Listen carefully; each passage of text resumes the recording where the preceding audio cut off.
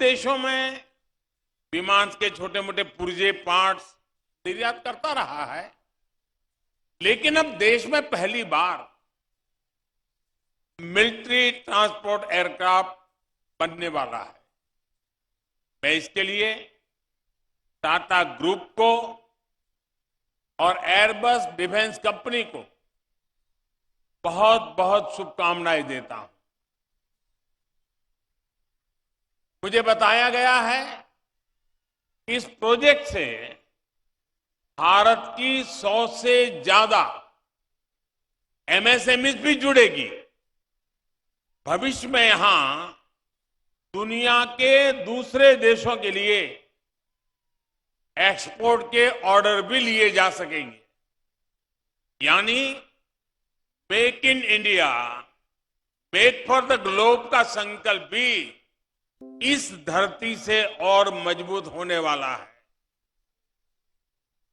साथियों, आज भारत में दुनिया का तेजी से विकसित होता एविएशन सेक्टर है। एयर ट्रैफिक के मामले में हम दुनिया के टॉप 3 देशों में पहुंचने वाले हैं। अगले 4-5 वर्षों में करोड़ों नए यात्री हवाई सफर के यात्री होने वाले हैं। उड़ान योजना से भी इसमें बहुत मदद मिल रही है। अनुमान है कि आने वाले 10-15 वर्षों में भारत को करीब करीब 2000 से ज्यादा पैसेंजर और कार्गो एयरक्राफ्ट की जरूरत होगी। अकेले भारत को 2000 एयरक्राफ्ट की जरूरत होना यानी यही बताता है कि विकास कितना तेजी से होने वाला है। इस बड़ी डिमांड को पूरा करने के लिए भारत अभी से तैयारी कर रहा है। आज का ये आयोजन भी उसी दिशा में एक महत्वपूर्ण कदम है। साथियों, आज के इस आयोजन में विश्व के लिए भी एक संदेश है। आज भारत दुनिया के गोल्डन अपॉर्चुनिटी के लेकर के आया है। कोरोना और युद्ध से बनी परिस्थितियों के बावजूद, सप्लाई चेन में रुकावटों के बावजूद भारत के मैन्युफैक्चरिंग सेक्टर का ग्रोथ मोमेंटम बना हुआ है। और ये ऐसे ही नहीं हुआ है। आज भारत में ऑपरेटिंग कंडीशंस लगातार सुधर रही है। आज भारत में जोर कॉस्ट कॉम्पिटिटिवनेस पर है, क्वालिटी पर भी है। आज भारत लो कॉस्ट मैन्युफैक्चरिंग और हाई आउटपुट आउटकम का अवसर दे रहा है। आज भारत के पास स्किल मैन पावर का बहुत बड़ा टैलेंट पूल है। बीते 8 वर्षों में जो रिफॉर्म्स हमारी सरकार ने किए, उन्होंने भारत में मैन्युफैक्चरिंग का एक अभूतपूर्व एनवायरनमेंट तैयार कर दिया है।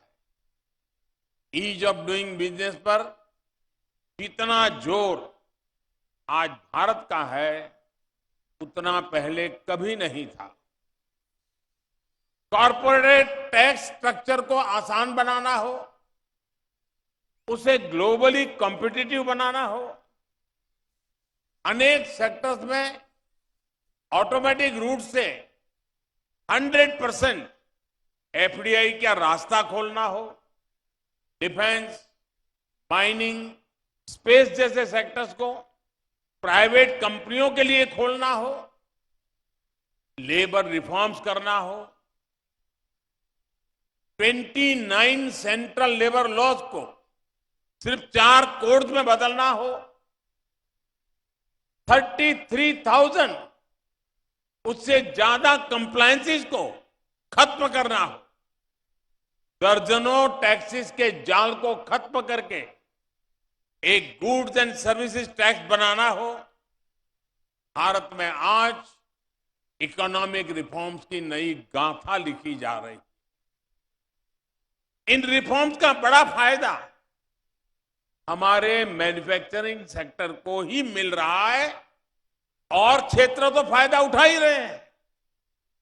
और साथियों, इस सफलता के पीछे एक और बड़ी वजह है, बल्कि मैं कहूंगा कि सबसे बड़ी वजह है, वो है माइंडसेट में बदलाव, मानसिकता में बदलाव। हमारे यहां लंबे समय से सरकारें इसी माइंडसेट से चली कि सब कुछ सरकार ही जानती है, सब कुछ सरकार को ही करना चाहिए। इस माइंडसेट ने देश के टैलेंट को दबा दिया, भारत के प्राइवेट सेक्टर का सामर्थ्य बढ़ने नहीं दिया। सबका प्रयास की भावना को लेकर आगे बढ़ रहे देश ने अब पब्लिक और प्राइवेट सेक्टर दोनों को समान भावना से देखना शुरू किया। साथियों, पहले की सरकारों में माइंडसेट ऐसा भी था कि समस्याओं को टाल दिया जाए, कुछ सब्सिडी देकर मैन्युफैक्चरिंग सेक्टर को जिंदा रखा जाए। इस सोच ने भी भारत के मैन्युफैक्चरिंग सेक्टर का बहुत नुकसान किया है। इस वजह से पहले न ही कोई ठोस नीति बनाई गई और साथ ही logistics, electricity supply, water supply, ऐसी जरूरतों को नजरअंदाज कर दिया गया। इसका परिणाम क्या हुआ? मेरे देश की युवा पीढ़ी इसको भली भांति जान सकती। अब आज का भारत एक नए माइंडसेट, एक नए वर्क कल्चर के साथ काम कर रहा है। हमने काम चलाओ फैसलों का तरीका छोड़ा है और विकास के लिए, निवेशकों के लिए कई तरह के इंसेंटिव लेकर आए हैं। हमने production link incentive scheme launch की, जिससे बदलाव दिखने लगा। आज हमारी पॉलिसी स्टेबल है, प्रिडिक्टेबल है और फ्यूचरिस्टिक है। हम पीएम गति शक्ति नेशनल मास्टर प्लान और नेशनल लॉजिस्टिक पॉलिसीज के जरिए देश की लॉजिस्टिक व्यवस्था में सुधार ला रहे हैं। साथियों, पहले एक माइंडसेट ये भी था कि भारत मैन्युफैक्चरिंग में बेहतर नहीं कर सकता, इसलिए उसे सिर्फ सर्विस सेक्टर पर ध्यान देना चाहिए। आज हम सर्विस सेक्टर भी संभाल रहे हैं और मैन्युफैक्चरिंग सेक्टर को भी समृद्ध बना रहे हैं। हम जानते हैं कि आज दुनिया में कोई भी देश सिर्फ सर्विस सेक्टर या सिर्फ मैन्युफैक्चरिंग सेक्टर का विकास करके आगे नहीं बढ़ सकता। हमें विकास के होलिस्टिक अप्रोच को अपनाना होगा और आज का नया भारत उसी रास्ते पर आत्मविश्वास के साथ चल पड़ा है। पहले की सोच में एक और गलती भी थी। माइंडसेट ये था कि हमारे यहां स्किल मैन पावर की कमी है, देश के स्किल पे भरोसा नहीं था, देश की टैलेंट पर भरोसा नहीं था और इसलिए मैन्युफैक्चरिंग के क्षेत्र पर एक प्रकार से उदासीनता रही, उस पर कम ध्यान दिया गया। लेकिन आज भारत मैन्युफैक्चरिंग में भी सबसे आगे रहने की तैयारी में है। सेमीकंडक्टर से लेकर एयरक्राफ्ट तक हम हर क्षेत्र में सबसे आगे रहने के इरादे के साथ आगे बढ़ रहे हैं। ये इसलिए संभव हुआ क्योंकि पिछले 8 वर्षों में हमने स्किल डेवलपमेंट पर फोकस किया और उसके लिए एक माहौल तैयार किया। इन सारे बदलावों को आत्मसात करते हुए आज मैन्युफैक्चरिंग सेक्टर में भारत की विकास यात्रा इस पड़ाव पर पहुंची है। साथियों, हमारी सरकार की इन्वेस्टमेंट फ्रेंडली नीतियों का फल एफडीआई में भी दिखता है। पिछले 8 वर्षों में 160 देशों से ज्यादा की कंपनियों ने भारत में निवेश किया है। और ऐसा भी नहीं कि विदेशी निवेश सिर्फ कुछ इंडस्ट्रीज में ही आया हो। इसका फैलाव अर्थव्यवस्था के 60 से ज्यादा सेक्टर को कवर करता है। 31 राज्यों के अंदर इन्वेस्टमेंट पहुंचा है। अकेले एरोस्पेस सेक्टर में ही $3 बिलियन से अधिक का निवेश हुआ है। साल 2000 से 2014 तक इस सेक्टर में जितना निवेश हुआ था उससे यानी वो 14 साल की तुलना में इन 8 वर्षों में 5 गुना ज्यादा निवेश हुआ है। आने वाले वर्षों में आत्मनिर्भर भारत अभियान के बड़े पिलर्स डिफेंस और एरोस्पेस सेक्टर होने वाले। हमारा लक्ष्य है कि 2025 तक हमारी डिफेंस मैन्युफैक्चरिंग का स्केल $25 बिलियन पार कर जाएगा। हमारे डिफेंस एक्सपोर्ट भी $5 बिलियन से अधिक होंगे। उत्तर प्रदेश और तमिलनाडु में विकसित हो रहे डिफेंस कॉरिडोर से भी इस सेक्टर को स्केल अप करने में मदद मिलेगी। वैसे मैं आज देश के रक्षा मंत्रालय और गुजरात सरकार की भी भूरी भूरी प्रशंसा करता हूं, तारीफ करता हूं। आपने देखा होगा कुछ दिन पहले उन्होंने गांधीनगर में बहुत शानदार डेफ एक्सपो आयोजन किया। डिफेंस से जुड़े सारे इक्विपमेंट्स का वहां बहुत बड़ा कार्यक्रम हुआ। और मुझे कहते हुए खुशी हो रही है और राजनाथ जी को मैं बधाई देता हूं कि अभी तक का सबसे बड़ा डेफ एक्सपो था। और इसमें सबसे बड़ी खूबी ये थी कि इस डेफ एक्सपो में प्रदर्शित सभी उपकरण और टेक्नोलॉजी सबके सब भारत में बने थे। यानी प्रोजेक्ट C295 का प्रतिबिंब हमें आने वाले वर्षों के डेफ एक्सपो में भी दिखाई देगा। मैं टाटा ग्रुप को और एयरबस को इसके लिए भी अग्रिम शुभकामनाएं देता हूं। साथियों, आज के इस ऐतिहासिक अवसर पर मैं इंडस्ट्री से जुड़े साथियों से अपना एक आग्रह दोहराना चाहता हूं। और मुझे खुशी है कि अनेक क्षेत्र के सभी वरिष्ठ उद्योग जगत के साथी आज इस महत्वपूर्ण घटना के साक्षी बनने के लिए हमारे बीच पधारे हैं।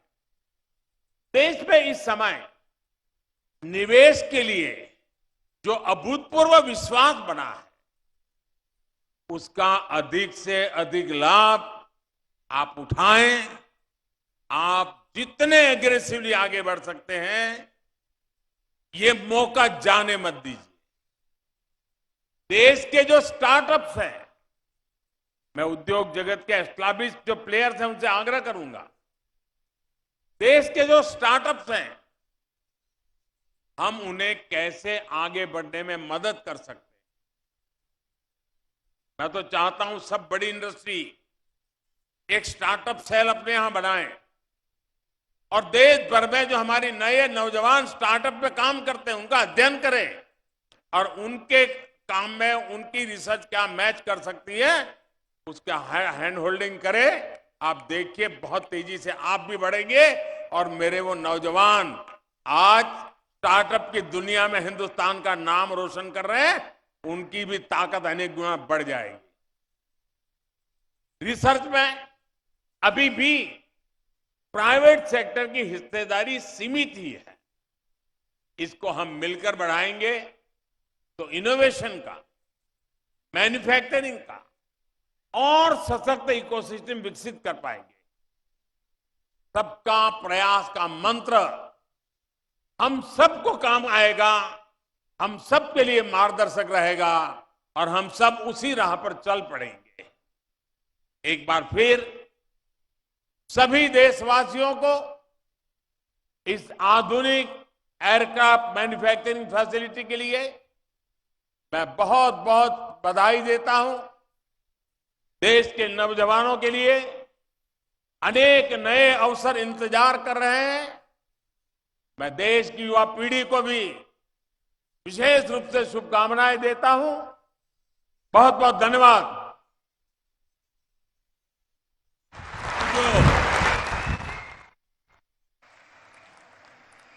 बहुत बहुत धन्यवाद माननीय प्रधानमंत्री जी, आपके नवीन ऊर्जा से भरे इस उद्बोधन के लिए, इस प्रोजेक्ट का शिलान्यास करने के लिए, आत्मनिर्भर भारत के विजन और मिशन को साकार करने का मार्गदर्शन करने के लिए और नए भारत की रक्षा शक्ति के सभी पहलुओं को सभी प्रकार से मजबूत बनाने के लिए आपका बहुत बहुत धन्यवाद। साथ ही इस अभूतपूर्व अवसर पर अपनी गरिमामयी उपस्थिति के लिए हम आभारी हैं माननीय राज्यपाल महोदय जी का, माननीय मुख्यमंत्री जी का। तो ये गुजरात के वडोदरा से आप सीधा प्रसारण देख रहे थे, जहां पर प्रधानमंत्री नरेंद्र मोदी ने C-295 ट्रांसपोर्ट एयरक्राफ्ट प्लांट की सौगात वडोदरा वासियों को दी है। इस मौके पर उन्होंने कई अहम और महत्वपूर्ण बातें कही। उन्होंने कहा